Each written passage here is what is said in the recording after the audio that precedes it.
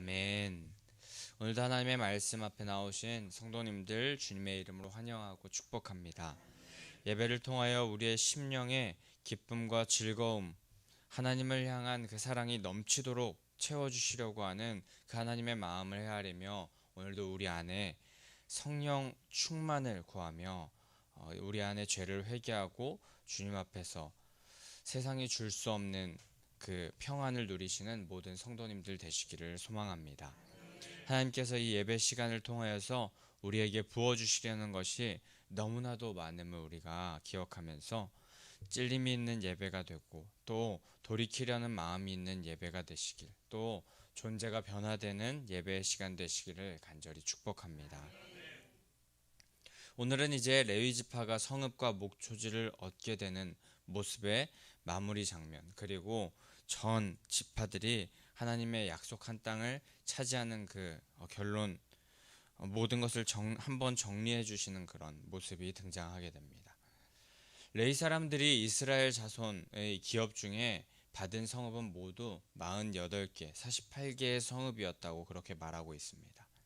이스라엘 곳곳 48개의 성읍에 레위 지파들이 살게 되면서 하나님이 기업이 되신다는 그 레위인들의 구별된 모습을 통하여서 이스라엘 백성들도 하나님을 더 바라보게 하셨습니다. 우리도 거룩한 나라요 왕같은 제사장으로 하나님께서 이 땅 위에 우리를 불러주셨는데, 말씀에서 48개의 성읍에 살게 된 이 레위 지파들처럼 구별된 삶, 하나님께서 기업이 되시는 삶, 또 예배와 신앙의 모범이 되는 삶을 우리도 세상 가운데 곳곳에서 살아내야 할 줄 믿습니다. 하나님을 예배할 때 낭망하고 넘어졌던 우리의 인생들이 힘을 얻게 될 것이고, 또 용기를 얻게 되고 나아갈 길을 우리가 찾게 됨을 기억하면서 레위 지파와 같이 우리 각자 보내주신 삶의 자리에서 예배하기를, 하나님을 찬양하고 경배하기를 포기하지 않는 자 되어야 할 줄 믿습니다. 그런데 레위 사람들이 이렇게 구별되어서 예배와 신앙의 본이 되면서 그렇게 살아갈 수 있는 삶을 영위할 수 있었던 그 까닭은 각 성읍 주위에 목초지가 있었음을 오늘 말씀하고 계십니다. 그들의 가축을 키울 수 있는 공간이 넉넉히 있었고, 또 그들이 먹고 살 정도의 채소를 재배할 정도의 공간이 있었습니다. 이 모든 것은 하나님께서 허락하신 것이었습니다. 이처럼 하나님께서는 그 레위인의 삶을 책임지셨고, 그와 마찬가지로 우리의 삶도 하나님께서는 책임지고 계십니다.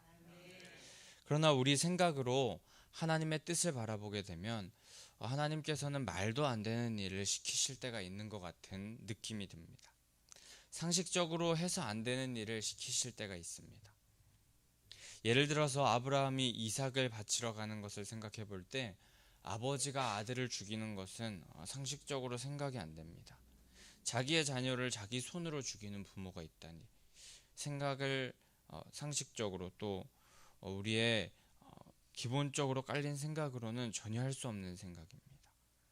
또 우리가 잘 아는 다윗과 골리앗의 싸움에서 이것은 어떻게 보면 자살행위입니다.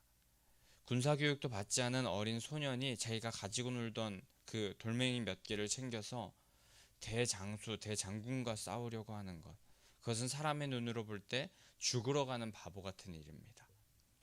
또 신약에서 뼛속까지 어부였던 그 베드로가 하루 종일 물고기를 잡았는데 잡지 못하여서 씁쓸하게 그저 퇴근하려고 할 때 30 정도 되어서 평생 목수일만 하던 예수님이 어디서 등장해서 깊은 곳으로 가서 그물을 던져보라고 할 때, 다른 사람들이 생각할 땐 알지도 못하는 사람이 와서 하루 종일 해도 안 됐던 거라 하라고 난리야 라고 그렇게 하면서 무시할 만한 말을 그렇게 하는 그 예수님의 말을 우리가 성경에서 봅니다. 하지만 하나님은 분명히 우리의 삶을 책임지시는 분입니다. 그럴 능력과 힘이 충분하신 분이십니다. 하지만 그 하나님의 일을 행하시는 방법이 사람의 방법과 완전히 다르기에 우리가 조금 오해를 할 수 있습니다. 우리의 논리로는 이해할 수 없습니다. 하지만 결국 뒤돌아보면 그 뜻이 가장 선하고 완벽했음을 우리는 깨닫게 될 것입니다.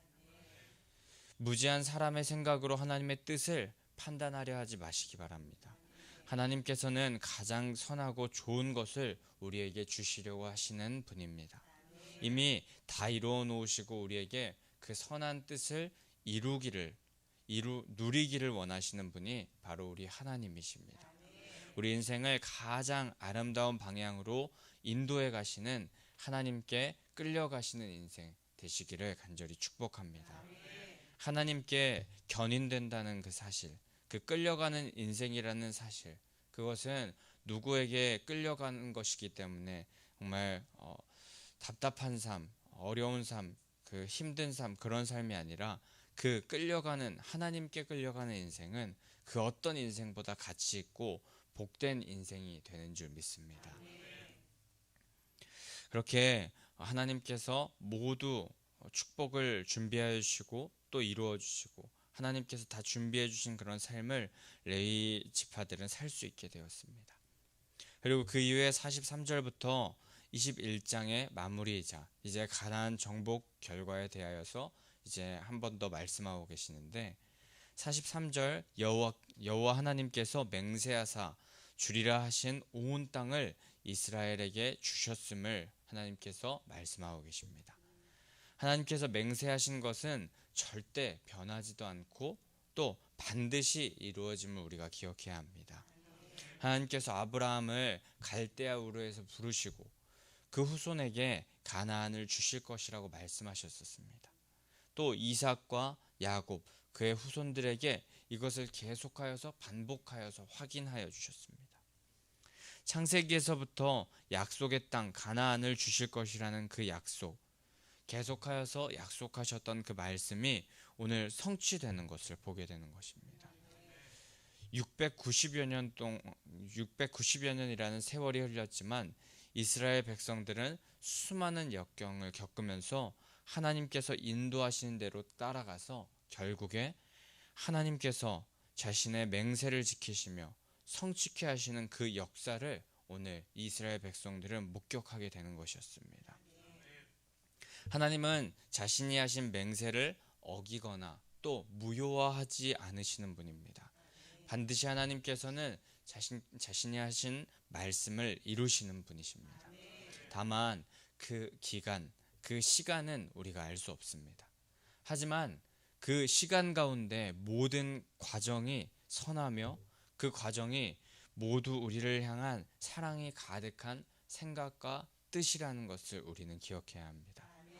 의심하지 말고 맹세하신 뜻을 향하여서 한 걸음씩 달려나가다 보면 결국 오늘 말씀과 같이 다 주시고 차지하게 되는 그 모습을 우리가 보게 될 것입니다. 우리 인생의 하나님은 가장 좋은 것을 예비하여 두셨지만 그 은혜를 차지하고 누리기 위하여서 우리는 필연적으로 그 시간 가운데 영적인 싸움을 해 나가야 함을 기억하면서 주를 향한 믿음과 신뢰를 가지고 당장에 무언가 보이지 않더라도 또 느껴지지 않더라도 만져지지 않더라도 반드시 행하실 하나님을 의지하여서 우리 끝까지 그 상급을 향하여 표대를 향하여 달려나가는 성도님들 되시기를 소망합니다. 우리는 하나님만 의지하면 됩니다. 싸움은 하나님께서 하시니 우리는 말씀의 길만 묵묵히 걸어가며 그 과정을 끝까지 밟아나가는 우리들 성도님들 되시기를 간절히 소망합니다. 그 후 44절에서는 하나님께서 맹세하여 주신 땅을 모두 주신 후에 이스라엘에게 허락하신 것이 안식이라고 말씀하고 계십니다. 본문에서 이 안식은 그런데 두 가지 의미로 사용되었다고 하는데, 첫 번째로는 군사적인 안식입니다. 바로 더 이상 이제 이방의 전쟁으로 인하여서 압박을 당하지 않아도 된다는 것이고, 두 번째 안식은 영적인 안식을 주신다는 것입니다. 군사적으로 이방 족속들을 물리친 후에 약속의 땅을 완전히 차지하여 정착함으로 정치적, 군사적인 안정이 찾아왔음을 말하는 것, 또 가나안 정복 전쟁을 해온 그 동기가 하나님의 약속을 의지하던 일이었는데 그것을 완전히 이루셔서 육신적인 편안함과 동시에 또 그것과 비교할 수 없는 영적인 안식을 얻게 된다는 그 안식을 주신다는 의미였습니다.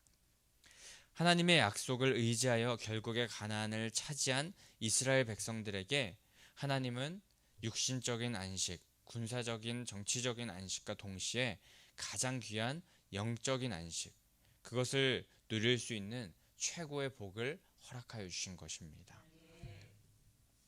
그런데 이 안식을 누렸다는 말씀을 보면서 우리가 생각해 볼 것은 혹시 우리의 삶에 성도님들의 삶에 안식이 있는지 생각해 보시길 바랍니다. 주님께서 주시는 안식을 누리고 있는지 한번 생각해 보시기 바랍니다. 혹여나 오늘도 어떻게 이 하루를 살아가야 할까 막막하지는 않으십니까? 항상 잠들기 전에 편안하게 잠들기보다 내일 하루의 일상은 어떨까? 걱정으로부터 시작되어서 잠들고 또 아침에 일어나 걱정으로 시작되지는 않으십니까? 하나님은 인생을 걱정과 두려움, 막막함만으로 살아가길 원하지 않으시는 분입니다.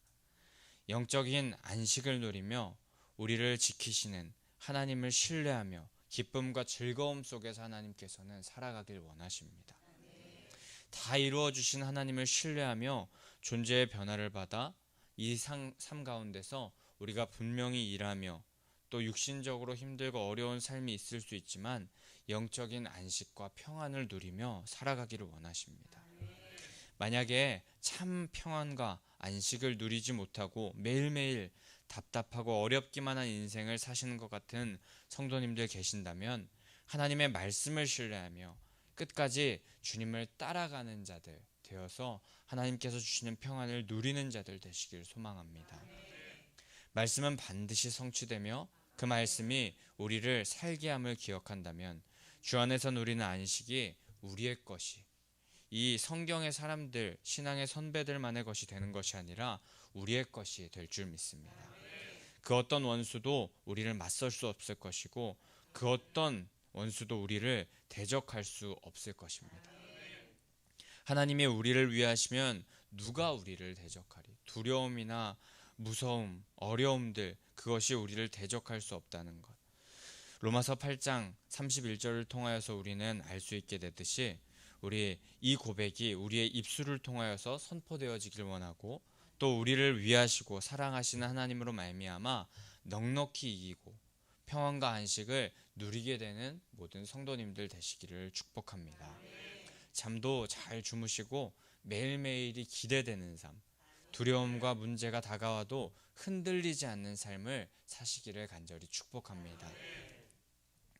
그리고 이제 마지막 45절에서 여호와께서 말씀하신 선한 말씀이 하나도 남음이 없이 다 응하였더라 하면서 마무리되게 됩니다. 하나님께서 말씀하신 모든 말씀은 선한 말씀이 되는 것이고 또 그 선한 말씀, 모든 일은 하나도 빠짐없이 다 성취되는 말씀, 모든 하나님의 일인 것입니다.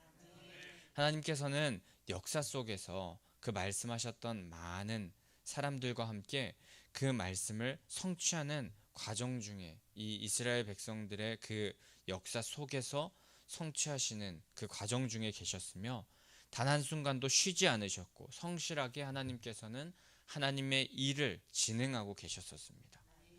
하지만 하나님께서 짠하고 당장에 이루어내실 수도 있었지만 하나님께서는 우리가 함께 그 역사 속에서 하나님의 일을 하는 것 가운데 동참하길 원하셨고 또 고난과 환난과 문제와 어려움도 주셨었지만 그 모든 것이 하나님을 끝까지 바라보면서 하나님을 향하여서 끝까지 달려나가라는, 그래서 진정한 복을 하나님과 함께 누리길 원하는 그 사랑의 마음이 하나님의 그 마음 가운데 담겨 있었습니다.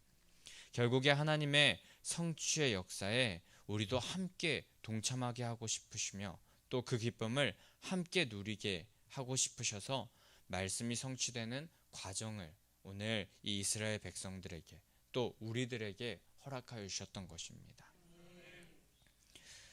그 이스라엘 백성들에게 또 우리들에게 결과가 바로 나타나면 참 좋을 것 같은 생각이 듭니다. 결과는 참 달콤하며 다들 힘들이지 않고 결과만 붙잡게 되는 그런 인생이 좋겠다 그렇게 상상을 하기 때문입니다. 예를 들어서 공부도 안 했는데 시험 100점을 맞거나 또 일도 안 했는데 월급을 받는 일, 참 생각만 해도 달콤한 일입니다. 하지만 그런 자들에게는 진정한 기쁨과 만족이 속에서 넘쳐 흐르지 않습니다. 교만과 허영, 불신앙 등의 여러 잘못된 모습과 생각들이 그런 사람들 안에 들어가기 쉽습니다. 과정, 단계 속에서 부족한 부분들이 채워지고 또 실패도 해보고 무엇이 문제인지 찾아나가는 과정은 결과를 더 값지게 만들 것입니다.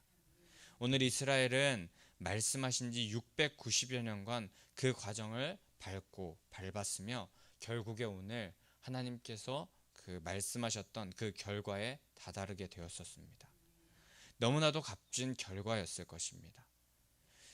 그 과정 가운데 애굽의 노예 생활, 광야 생활, 정복 전쟁 등의 생활, 다양한 과정들이 있었고 그 과정 가운데 하나님을 더욱더 신뢰하고 붙잡는 방법을 배워 나갔었기 때문입니다.